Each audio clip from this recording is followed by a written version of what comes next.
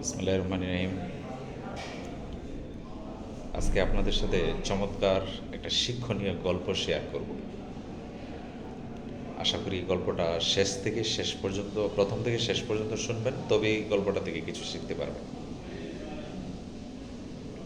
আমরা অনেক সময় হতাশ হয়ে যাই, যেমন একটা বিপদ সম্মুখীন করতে না করতেই আরেকটা বিপদ এসে পড়ে, তখন আমরা আরও হতাশ হয়ে যাই।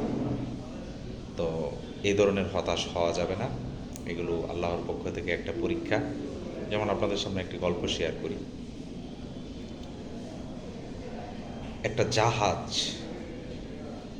সমুদ্রের মাঝখানে হঠাৎ ঝড়ে লণ্ডভণ্ড হয়ে গেল। তারপরে ভাগ্যক্রমে এই সমুদ্রের জাহাজ থেকে একটি যাত্রী কোনোরকম সাঁতরে গিয়ে তার কাছাকাছি একটি দ্বীপে গিয়ে পৌঁছল। তারপর সে এখানে আল্লাহর কাছে শুকরিয়া আদায় করলো যে, আল্লাহ, আমি অনেক সব যাত্রী মারা গেছে, আমি একাই বেঁচে কোনো রকমে দ্বীপে এসে ফেলি। তারপরে সে প্রতিদিন এই দ্বীপের চতুর্পাশে তাকিয়ে দেখে যে আরও কোনো জাহাজ দ্বীপের আশেপাশে দিয়ে যায় কিনা।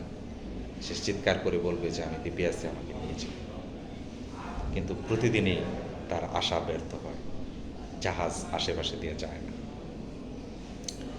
তারপরে এরকম আশা আশাহত হতে হতে হতে এক পর্যায়ে সে সমুদ্রের এই দ্বীপের মধ্যেই বেঁচে থাকার স্বপ্ন দেখল।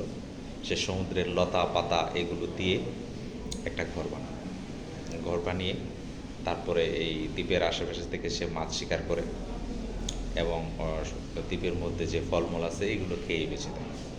তারপরে একদিন সে জঙ্গলের ভিতরে গেল খাবারের সন্ধানে। তো জঙ্গল থেকে এসে দেখে যে সে যে কুঁড়েঘরটা বানিয়েছিল, সেই কুঁড়েঘরটা ওখান থেকে আগুনের সূত্রপাত হয়ে ঘরটা পুড়ে ছাই হয়ে গেল। এখান থেকে প্রচণ্ড ধোঁয়ার সৃষ্টি হল। তারপরে সে এতটাই মর্মাহত হয়েছে যে সব কিছু বাদ দিয়ে এখানে নতুন করে একটু বাঁচার স্বপ্ন দেখলাম, একটা ঘর বানাইলাম অনেক কষ্ট করে, আমার ঘরটাও পুড়ে ছাই হয়ে গেল। আল্লাহ, তুমি আমাকে এতটা নিরাশ করলাম। তারপরে সেই অবস্থায় খোলা আকাশের নিচে ঘুমিয়ে পড়ল। তার ঘুম থেকে আরেকটা জাহাজের শব্দে তার ঘুমটা ভাঙল। কারণ এই যে ধোঁয়ার সৃষ্টি হয়েছে, দূর থেকে একটা জাহাজের দৃষ্টিপাত ঘটলো এখানে, যে এখানে কেন ধোঁয়ার সৃষ্টি হলো। তারপরে সেই জাহাজটা এই দ্বীপের কাছে এসে দেখলো যে এই লোকটা এখানে ঘুমাচ্ছে। তারপরে লোকটা বলল যে, তোমরা কিভাবে টের পাইলা যে আমি এখানে আছি? বলল যে আমরা এখান থেকে ধোঁয়া দেখে তারপরে এখানে আসছি। তাহলে সে কিন্তু প্রথমে নিরাশ হয়ে গেছে যে আমি সব হারিয়ে একটা ঘর বানাইলাম, এই ঘরটাওয়ালা তুমি নিয়ে নিলাম। তো যখন বিপদের মধ্যে একাধিক বিপদ আসতে থাকে তখন হতাশ হওয়া যাবে। এগুলো আল্লাহর পক্ষ থেকে একটা পরীক্ষা। আমরা ধৈর্য ধরে এগুলো মোকাবেলা করার চেষ্টা করি। মেঘ থেকে কেউ করিস না বই, আড়ালে তার সূর্য আসে।